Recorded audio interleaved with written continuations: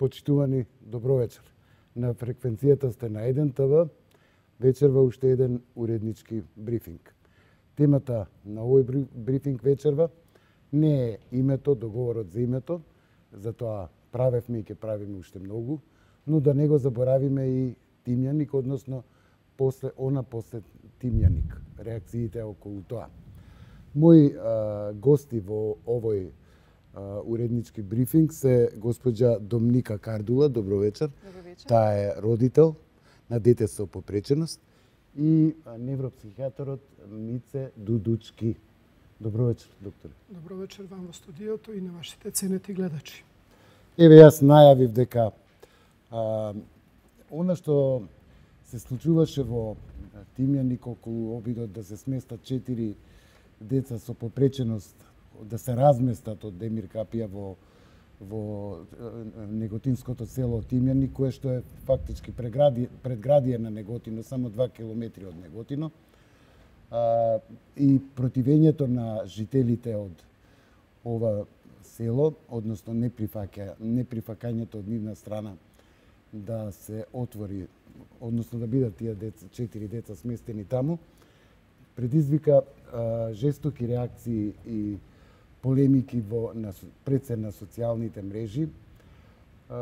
Од кога страстите стивнаа, имаше и реакции дека Тимјаник е и цела Македонија, дека меѓу нас е присутен неедуцираност, страв, па дури дека сме изгубиле емпатијата, односно различните од нас да не ги прифаќаме.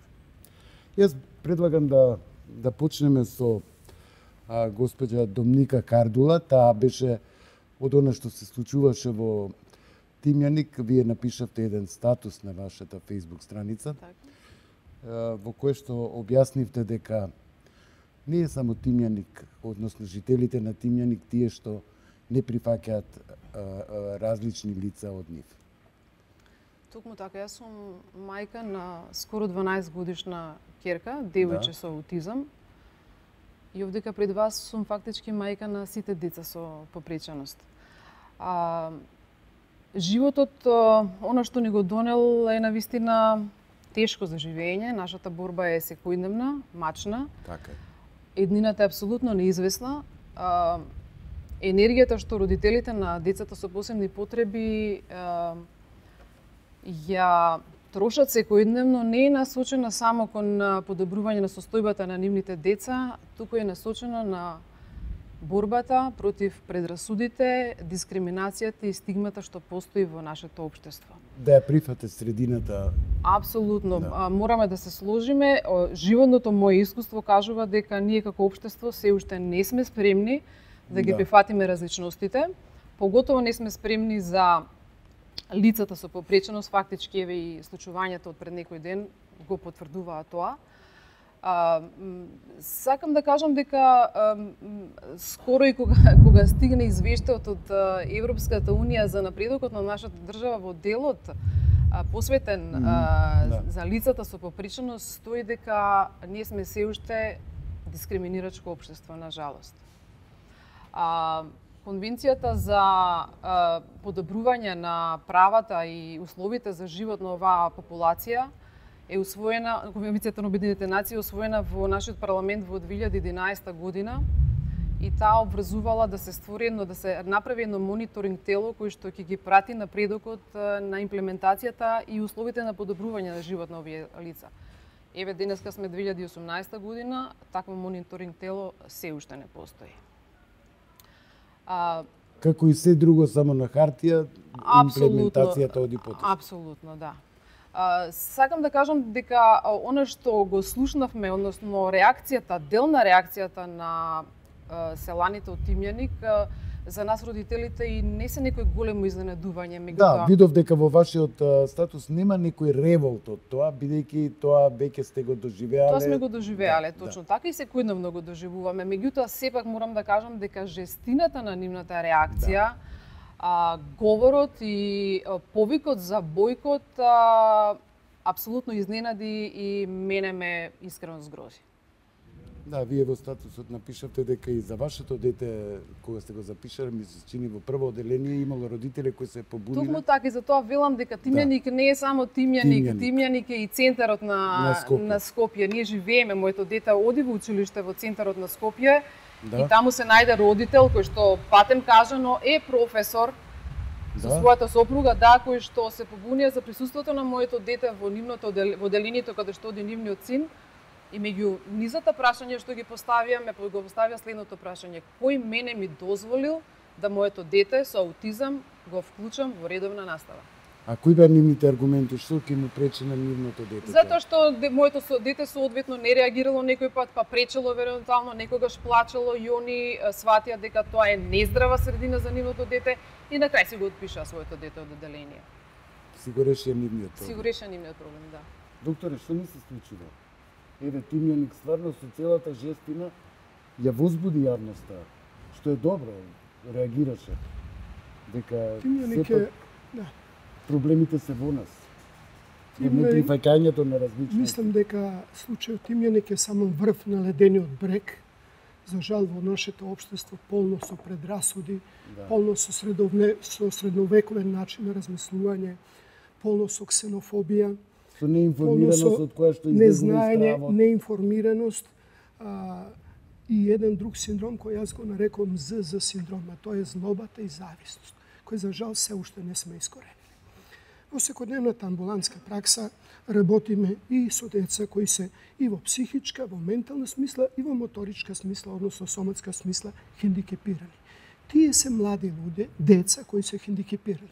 Зарем општеството не треба да помогне на одраснати, возрастни, хендикепирани? А дали се треба да се поставува прашање дали општеството треба да помогне и сите ние како граѓани и на децата кои се на овој начин хендикепирани? Работиме со деца, што спомна господјата Кардула, со аутизам, со хиперкинетски расстройства, со хромозомски аберации, со последици од разни малформации, со генетски нарушувања, со метаболички нарушувања, неуродегенеративни оболувања, состојби после мозочни крварења приликом пороѓај, состојби на церебрална дечја парализа. Значи, многу состојби каде што за жал има голем број на деца кои се во таа група на заболување. Сега, потpuно се сложувам со размислувањето дека целата грижа за ваквите деца паѓа на родителите, наместо на општеството. Родителите треба во таквите услови да се на некој начин координатори, модератори во развојот и растот на нивните деца, затоа што и тие имаат одредени и тоа прилично добри потенцијали за нивно подобро општествено живење, за нивна поголема адаптибилност, за да се намали дизабилитетот, за да се намали инвалидитетот. Тоа општеството и ние како здравствени работници треба да им го дозволиме. Меѓутоа, не само како државни институции, туку како граѓани. За жал, тоа што го рековте, недостасува емпатија, недостасува разбирање, недостасува информирање, недостасува едукација, за да сватиме дека различното е дел од нас и дека ние за другите сме различни. И тоа е суштината на општеството во кое треба да е инклузивно општество, во кое и децата со вакви попречености треба да живеат, да функционираат во својата природна средина, не изолирани. Затоа верувам дека Тимјаник можеби не е последица толку на некаква човечка злоба. Би сакал да верувам дека повеќе резултат на неинформираност, незнање, неедуцираност. И од тука е местото на вас медиумите, ваквите теми, почесто да разговараме, да го анимираме општеството, да го анимираме и Министерството за труд и социјална политика, но Министерството за здравство, Министерството за образование, оти пристапот кон овие деца мора да биде мултимодален, мултипрофесионален, за да можеме од нивните потенцијали да извлечеме максимум за нивно подобро социјално и општествено функционирање. Госпоđa Кардула, се чувствувате ли вашето семејство и вие оставени сами на себе да се справувате со ете со ситуацијата во која сте се нашле, или мислите ли дека државата прави барем малку нешто за и тие деца да бидат прифатени, да... Така, се сложуваме со господинот, родителите поприлично се оставени сами на себе. Напредокот на нивните деца во главном зависи најповеќе од материјалната можност на родителот. Да. Што родителот може да пружи на тоа дете и да го излече потенцијалот што тие го имаат. Во последниве години можам да кажам, поготово и последнава година, дека има обиди сериозни. Сето тоа оди споро. Обиди да државата превземе, што всушност е нејзина должност, дел од теретот што го носиме ние како родители, меѓутоа за тоа веројатно ќе помине многу време. Сакам да кажам дека и во членот 35 од Уставот децидно стои дека државата е должна да се грижи за немокните и да ги помага. Јас чинам дека токму со овој процес што го започна Министерството за труд и социјала и министерката Царовска, се случува токму тоа. Значи, државата почнува да се грижи, веројатно, сакам да кажам, дополнително се грижи, го засилува својата грижа, токму за најнемокните, поготово тие што се сместени во Демир Капија и во Банско. Деинституционализацијата е многу важен момент за да се створат подобри и похумани услови за овие дечиња. И апсолутно реакцијата на луѓето од Тимјаник во таа насока за мене е фрапантна и неразбирлива, затоа што зборуваме за 4 деца немокни, со тешка попреченост, со кои животот и онака си поиграл, и да бидат неприфатени. Јас верувам дека секој еден родител на дете со попреченост треба да изгледа сторијата за Тимјаник, да вечер легне и да стане и да се праша каде ние ќе ги оставиме своите деца после нашата смрт, меѓу кои луѓе и во какво обкружување. И само да ве прашам, се чувствува ли сега вашата ќерка среќна во средината, во училиштето, бидејќи е прифатена? Апсолутно, да. Ние инсистиравме. Мојата ќерка е прифатена од децата, што е најважно. Да. Ние фактички, да бидеме искрени, немаме проблем со децата, немаме проблем со родителите. Со родителите, да. За нивната перцепција на различностите. Јас отаму не можам да разберам реакцијата на луѓето.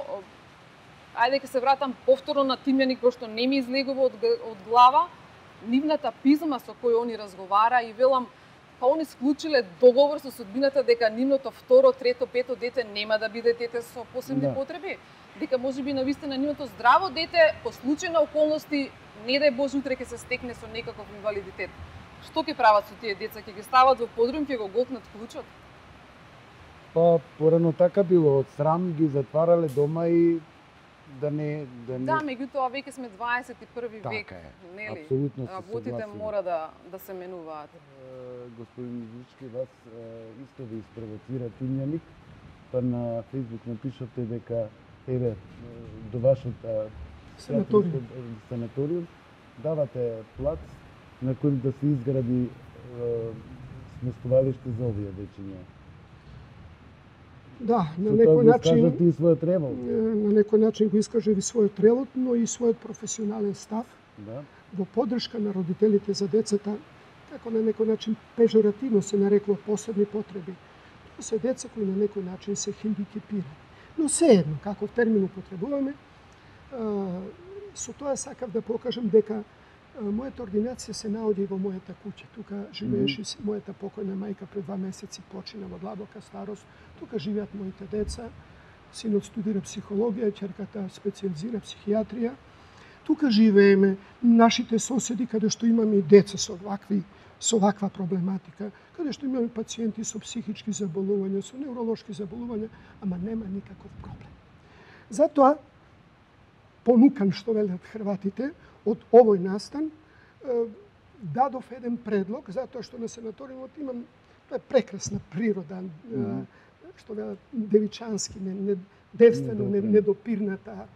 За жал, кога влегувам во Скопје, почувствувам што вие дишете во Скопје, таму не е така, со прекрасна микроклима и еден овој простор кој е околу 65.000 квадрати, а самиот санаториум е околу 1500 квадрати. Тоа е еден мал гест на доброчинство, тоа се 5000 квадрати кои верувам дека ќе бидат сосема доволни за да направиме една таква институција каде што во секој плански регион, тоа е североисточен плански регион кој опфаќа неколку општини, Куманово, Да ги Липово, поттикнете и да другите, ги поттикнеме и да направиме такви пред се просторни и кадровски услови за да може подеднакво низ целата земја да бидат згрижени тие деца. Значи во секој плански регион како е поделена ова Македонија да направиме еден таков центар. Тоа не се многу средства. За тоа е потребно љубов, волја, поддршка од државата. Се разбира дека ќе имаме поддршка од меѓународните и Европската унија и меѓународните хуманитарни организации за да постигнеме една ваква цел. Таа цел не е децата да ги изолираме, туку да им створиме услови каде што оптимално ќе функционираат, каде што сите нивни потенцијали и капацитети преку едукација, преку игра, преку активирање на нивните способности да допринесеме тие да се чувствуваат помалку хендикепирано, да бидат покорисни за себе, за семејството, за општеството во целина и на некој начин на овие родители кои ги нарекам страдалници, да им помогнеме. Тоа е наша должност како професионалци. Тоа е наша должност како држава, тоа е наша должност како граѓани пред се. Тимјаник, за жал, односно тоа што се случи е катастрофа, но сепак на некој начин ми се чини дека таа жестина ја разбуди јавноста и дека нас ни треба нешто така да не потурне, за да почнеме да размислуваме, кога велам нас, не само на тие што се засегнати како вашето семејство и вие, туку и ние медиумите, а и самите граѓани, родителите дома да ги подготвуваат своите деца дека ништо нема различно, ништо нема лошо од тоа ако едно дете е со попреченост. Да, се сложувам. Токму Тимјаник е еден несреќен случај, да кажам, меѓутоа носи нешто позитивно. Токму како што велите, според реакцијата на јавноста, жестоки беа реакциите. Јасно е дека луѓето се анимираат за проблемите што постојат, за проблемите кои што ги живеат овие лица. Еве да кажеме, се јави Крушево, се јави Валандово, се јави Кавадарци кои велат во ред, донесете ги, понудете, донесете ги децата кај нас. Се јави господинот со својата понуда. И веројатно ќе има уште низа такви што дава нека утеха дека сепак има нешто човечно. Јас велам дека годините минати во транзиција, поготово минатите години во минатата декада, некако ги убија сите морални вредности, системот се девастира и луѓето стана себични, се изгуби емпатијата, се изгуби човечното. Малце провејуваше овие денови низ коментарите беа дека во ред ние не треба да земаме за зло многу тоа што го кажале тимјанчани, бидејќи тоа се селани кои што работат на нива, па не се едуцирани. Јас апсолутно тука морам да кажам дека не се сложувам, затоа што јас го имав Тимјаник во центарот на градот Скопје, Тимјаник од страна на интелектуалци. Да. Значи, се работи за недостаток на човечност, не се работи за степенот на едукацијата. Емпатијата е губим. Емпатијата апсолутно и чинам дека лека полека ќе се развие таа свест. Меѓутоа треба да бидеме гласни. Треба ние родителите да бидеме гласни, вие медиумите да ни помагате и секако општеството да го превземе, да си ги превземе обврските кои што се загарантирани и важно е да сватиме дека не постојат вакви и такви деца, постојат само наши деца и дека сите деца ги имаат подеднакво истите права. Моето аутистично дете со вашето здраво дете. И не постои никаква разлика. Така е. Господин Дучки, дали, еве го загатна тоа госпоđата Кардова, дали трката за екзистенција, за пари, направи вака да видиме и нечовечно? Што е тоа? Не би се сложил со тоа. Тоа е само веројатно изговор. Да. Меѓутоа би сакал и со помош на вас медиумите да ги разбиеме тие предрасуди и стереотипи. Табу теми, да. Децата со, да кажеме, Даунов синдром, децата со аутизам, децата со хиперкинетско расстройство, кај нив повеќе може да постои аутоагресивитет одошто хетероагресивитет, агресивност према другите, поготово кај децата со хиперкинетско расстройство. Тие може би повеќе ќе скршат играчки некој дел во куќата, меѓутоа нема агресивност. Нивниот афективитет е толку топол, тие се толку приемчив, толку еден убав поглед, едни убави зборови, еден допир, една прегратка, многу им значи на децата. Јас имав во последниот месец дена едно 3-4 деца кои беа со трисомија 21 и на кои имаше накалемено по некои од психопатолошки нарушувања, што не се реткост. Меѓутоа, со адекватен пристап, со адекватна терапија, тие деца стана толку функционални во семејството, толку функционални па и во општеството, помага на село, ја храни стоката, оди по вода, донесе дрва, бабата и дедото им помага, им донесе јадење и остало, учат. Вие ќе се изненадите да видите колку има креативности во тие деца. Од сликање, од поезија, од музика. Сето тоа се начини на кои ќе можеме тие, реков, скромни, но се уште добри потенцијали, да ги анимираме, да ги покренеме, се со цел од тие личности да створиме корисни за општеството, за себе. Порано имавме така наречени заштитни работни организации. Сега со овој, јас го нарекувам примитивен капитализам, тие организации ги укинавме. Таквите луѓе од деца подоцна работеа во тие заштитни организации. Има обезбедено сопствена екзистенција, утре пензија. Ова што го покрена господјата Кардула, а на кому ќе ги оставиме тие деца после нашата смрт и другите идните генерации, ако општеството не преземе на вистина сериозна грижа.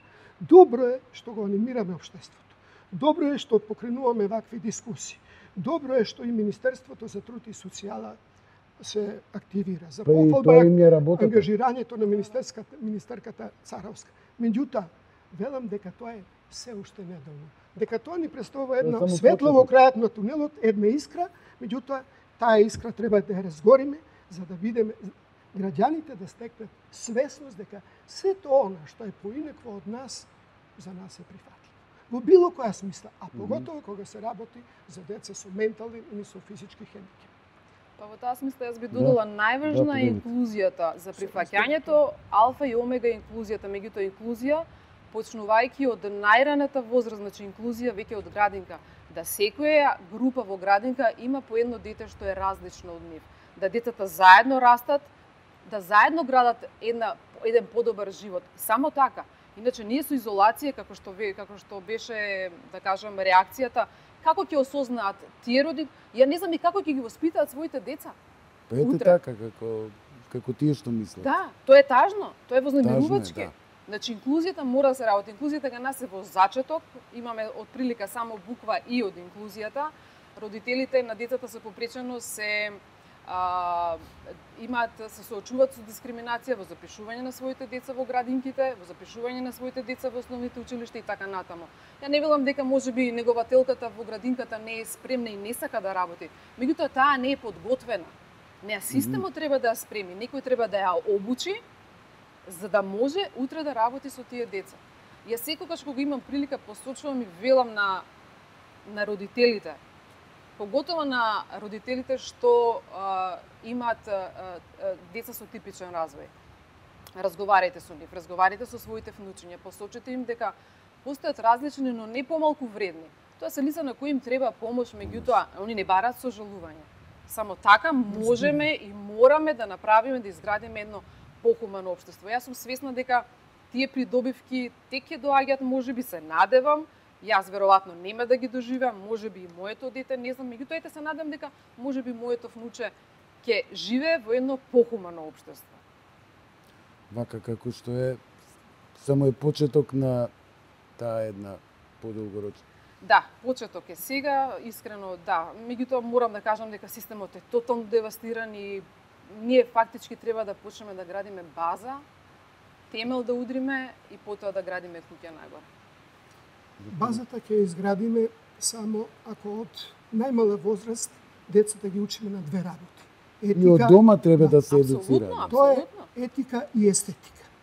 Етички образувано дете, кое ги инкорпорирало, кое ги градило во себе базичните етички принципи, утре ќе биде етички добро образуван млад човек, подоцна родител, подоцна дедо. И со новото етичко образование и пренесување трансгенерацијски на тие етички принципи, тогаш верувам дека во општеството ќе немаме вакви и слични проблеми. Може би ова звучи сега како утопија, меѓутоа е толку остварливо. Јас овој систем на здравствена заштита, бидејќи сум и француски ѓак, што велат, и белградски, загребски, го имам видено, го имам почувствувано на лице место и делот на тој начин се едуцирам. И тоа ме покрена во една таква природа, со своји раце, да изградам еден таков санаториум кој ќе биде наменет. Тоа е негде во Куманово, не? Тоа е во општина Старо Нагоричани, близу на бањата Стрновац, кој е еден прекрасен кањон со прекрасна клима, меѓутоа имаме доволно простор, имаме доволно услови да направиме такви капацитети каде што образование, едукација, ангажирање ќе обезбеди тие деца што подобро да функционираат во општеството. И тврдам дека тоа е остварливо, дека ни треба само малку добра волја, малку поддршка од државата, анимирање и едуцирање пред се на родителите за така наречени здрави деца. Што спомна, сите деца се еднакви, ние не сме клонирани, односно различни. Ние не сме клонирани. Значи, таа различност да се прифати, некаде таа различност е поголема, другаде помала. Но не треба да представува ерес, не треба да представува еден негативистички, кај нас да побудува негативистички чувства на анимозитет и отфрлање на таквите деца, затоа што тие ќе бидат секундарно виктимизирани, ќе бидат повторно жртва на негрижа на нас како граѓани и на општеството во целина. Од медиумите, верувам, ете и следевте, имаше и директни преноси од дента кога министерката Царовска беше во Тимјаник, имаше едно поинакво телевизиско прикажување на она што е во Тимјаник, односно колегата Фурхан Салиу од телевизија 21 го најде, ми се чинија и такви беа реакциите, вистинскиот приод да ја направи, да го прикаже Тимјаник, тоа неинформираност, страв. Ја гледавте, нели, неговата сторија? Да, ја гледав, апсолутно. И мислам дека тоа е работа на медиумите. На нас медиумите е таква работата, не само да одиме и да пренесеме хистерија, туку и конструктивно да прикажеме што се случува и дека има делови кои што не знаат и не се информирани, исплашени, што не би требало да биде, но... Не би требало секога да се сложува, меѓутоа, знаете, јас... Ајде, барем ние да ги прифатиме различните. Апсолутно, јас не знам дали некој се случило во животот да не сретне дете во количка. Велам сега. Така е. Нели? Сепак е ова некоја урбана средина. Како и да е, значи, го поздравувам, апсолутно му беше одличен прилогот на вашиот колега. И ја видовме реакцијата на мајката, претпоставувам беше мајка, која што влезе и со солзи излезе. Меѓутоа, знаете, и ние потоа комунициравме меѓу нас родителите на нашите деца и велиме солзите ајде да се собереме. Апсолутно, велиме што да направиме? Ние да се собереме, да ги земеме нашите деца и да ги однесеме во Тимјаник на сред село. Да видат дека не се страшни. Вчера во Неготино имало еден таков марш. Имаше, да, некој предводен од една девојка исто со хендикеп, да. Со хендикеп, да. Јас ви благодарам на учеството во овој ТВ брифинг. Минутите полека изминуваат. На крај предлагам да го погледнеме разговорот на колегата Владко Чаловски. Тој разговараше со новинарот Фурхан Салиу, кој што од многу од нас колегите беше пофален и предложен дури и да биде новинар на годината за таа сторија од Тимјаник.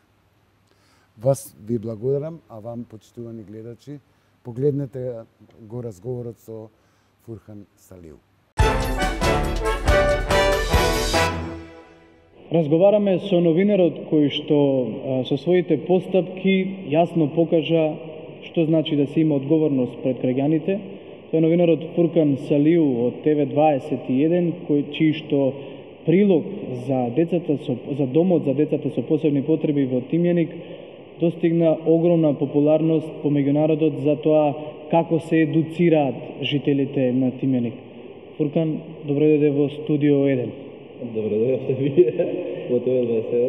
Така, на почетокот сакам да прашам што е оно што ти инспирираше како новинар кој е релативно млад новинар, што ти инспирираше да го направиш токму тоа што го направи, да повикаш еден од жителите и да го запознаеш со состојбата на тие деца кои што не представуваат закана за локалното население?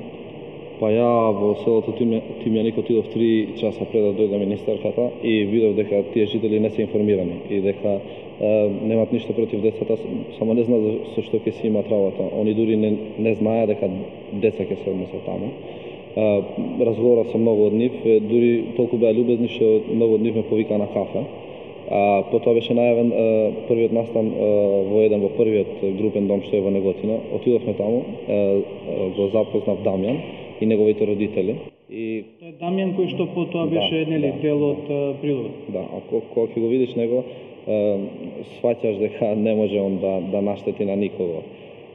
И потоа отидовме повторно во селото Тимјаник, дојде министерката и реакциите се видоа одма, уште на почеток. Они не сака, едноставно жителите беа убедени дека таа зграда треба да биде ваква, дом за деца со градинка. Министерката им понуди да општината да однесе проект и им вети дека ќе имат и градинка, но после се види дека тие инсистират децата да не се носат во тоа село. И кога видов нема силна причина зашто едноставно еден од родителите го слушнав рече не сакам моето дете да се дружи со такви деца. Па друг родител слушнав не сакам моето дете да се дружи со болни деца што нема врска. Они едноставно гледаат на тие деца кога да имат некоја заразна болест и веднаш нели до таа зграда и училиштето и можеби затоа знаеш каков е родител. Мислам, може ти не знаеш се уште немаш деца, но кога се работи, кога имаш дете, нормално е родителите да бидат загрижени, но факт е дека не беа информирани. И тогаш ми дојде која идеја да пробам некој од тие што протестираат да го однесам во домот таму, да видат за што се работи, да видат дека одма прв поглед штом ги видиш ќе ги засакаш. Они има некои од нив што не може да говорат, ама има кога ќе те видат радосни се. Само чувствува нивната насмевка. Само да го видиш лицето на Дамјан кога ги види неговите родители. Мислам, не може да имаш нема нормален човек што би имал нешто против тие деца.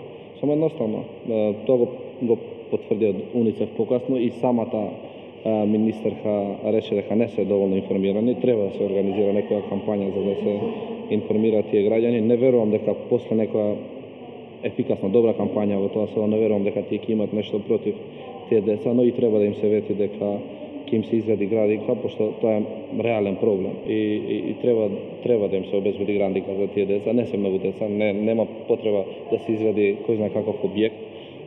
И 80% од населението таму работи во Дрексел Мајер, фабриката. Некои има добри плати, ама некои ги плаќаат 200 евра и тие немаат можност да патуваат, не се многу 2 километра, ама немаат можност секој ден да патуваат, да ги однесат во Неготино, ама и таму нема веќе место, пошто отидовме и во градинката во Неготино. Фуркан, дали како новинар, бидејќи знаеме дека кога се работи еден прилог, се работи на селекција на материјалот, дали има материјал во кој што тешко беше да се разговара со граѓаните и негодуваат за нивните деца да бидат блиску до децата со посебни потреби, или можеби почувствува еден вид на влијание од луѓе, односно од група на родители, или пак можеби политички партии, или се работи сепак за еден природен наплив да се искаже она што негодува? Ако си ги видел флаерите што се поделени низ село, има едно лого горе има една слика со логото на СДСМ и на ВМРО и ставен голем X. Тие се, како да кажам, изфрустрирани, пошто и ВМРО и СДСМ ги лажело, сега ќе кажам ги лажеле дека ќе им изведат градинка. Значи, генерално зборуваме за луѓе кои што имаат реално проблем, го чувствуваат и истите излегуваат на протест. Може така да се каже, но кога министерката им вети дека доколку се достави проект градинка ќе се изгради таму, они пак инсистира децата да не се носат таму. Што повторно се враќаме на тоа дека не се информирани за што се работи. Имаше сега ќе ти кажам за некои делови што не се објавени. Дел зборуваме 10 минути снимам интервју со една жена која што локална жителка. Да, која што е добро запознаена со ситуацијата и зборуваме и ја на крај викам добро, сега ќе дојдат тие деца, па ќе ги видите, и она застанува и ме погледна 10 секунди и вика, значи донесена одлука, тие ќе се донесат, џабе ние што правиме ова. Знаеш, беше премногу разочарана кога и кажав дека јас стварно мислев дека тој ден ќе бидат децата донесени, но како видов дека не се уште се работи на објектот. И кога и кажав, видов дека они имат потреба од градинка, ама стварно инсистира тие деца, не знам зошто, се уште не знам зошто, да не бидат донесени во Тимјаник. Веројатно едукацијата, бидејќи луѓето не се доволно запознаени. Во самиот рече на почетокот, со една добра кампања можеби немаше да дојде до ваква ескалација.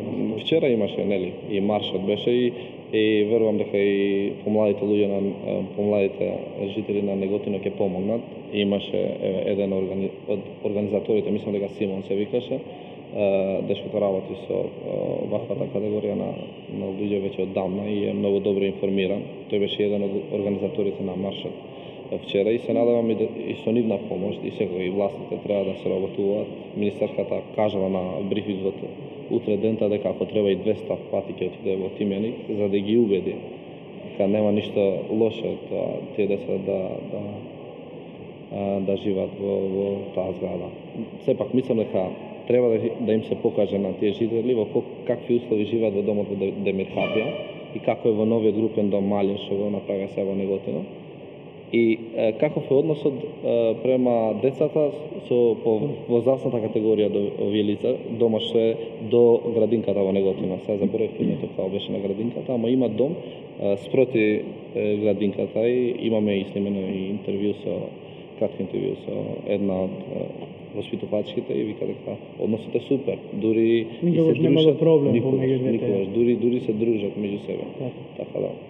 Дали кога го работеше прилогот, чувствуваше дека тој прилог ќе се најде на социјалните мрежи толку популарен?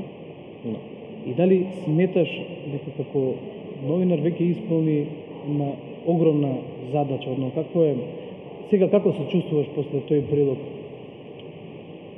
Знам дека тоа е познавајките, знам дека тоа и ти е примарната цел, затоа и твојата инспирација да ја поканеш една од девојките во домот. Знаеш дека не е ова прв прилог што се врти на социјални мрежи, прв мој прилог што се врти многу на социјални мрежи, имаше и други, но овој ми е, како да кажам, најдраг, пошто знаеш, повеќето се среќаваме на терен и повеќето од моите видеа има врска со политика, па со националности, па со етнички, како да кажам, препукувања меѓу себе. А овој ме најмил затоа што нема албанец или македонец што не изрази, како да кажам, благодарност. Имам следниот ден имав преку 200 пораки на Facebook и морав да одговорам на сите, пошто имаше и луѓе што живеат, има такви деца. Највеќе пораки имав од нив. Од родители на деца со... Да. Задоволство, да, но и одговорност. Сега луѓето очекуваат ја можеби да продолжам да ја водам ова, да кажам, борба. Не, ова е моја работа, не, но очекуваат и други да го прават ова. Зошто, пример, кога бевме 20 новинари, тоа е момент на инспирација, ќе ти текне да однесеш, ама видов дека од сите 20 новинари сите сакаат тие деца да дојдат во Тимјаник. Немаше ниту новинар што беше против, но сепак треба да се слуша и другата страна. Треба да бидеме докрај професионални. Да, емотивно е. Тие деца, на некој начин не може да наштетат на никого и во моменти кога кажам, чувствуваш одговорност. Да, но чувствуваш и потреба да помогнеш на некој. Потреба да помогнеш, но сепак треба да останеме професионални, треба да кажеме дека и жителите од Тимјаник имаат потреба од градинка. Така. И треба да им. И двајцата како новинари на терен имаме искуство со она што значи да се најдеме нели на протести.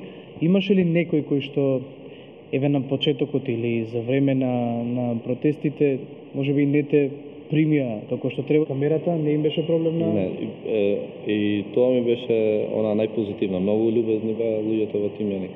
А посебно разговаравме и пред да почнеме да снимаме. Знаеше не дека имаат контакт со албанци новинари секој ден таму, малце тој регион и супер се беа, многу љубезни. Ја повеќе проблем има вечерта кога се вратив во Скопје утре дента на протестот што се собра за името, откако се објави дека имаме договор за името. Отидов таму да известувам, тоа е наша работа и тоа е за нивно добро. Они искочиле да израдат протест, они се граѓани. Ја отидов да снимам и да покажам дека некој има против и ова решение. И почна со стандардните цовки по етничка основа, ама се научи веќе. Знам дека мала група е таа, изолирана. Тоа не представува проблем за действувањето. Сукам, ти благодарам за можноста одблиску да те прашам, нели, како го склопи, како дојде до цела оваа приказна и овој прилог. И како колега на колега можам да ти кажам само да продолжиш да го правиш оно што го правиш, бидејќи го правиш феноменално. Благодарам, ја поудобен сум кога сум позади камера, ама убав разговор, се знаеме одамна и убаво заврши.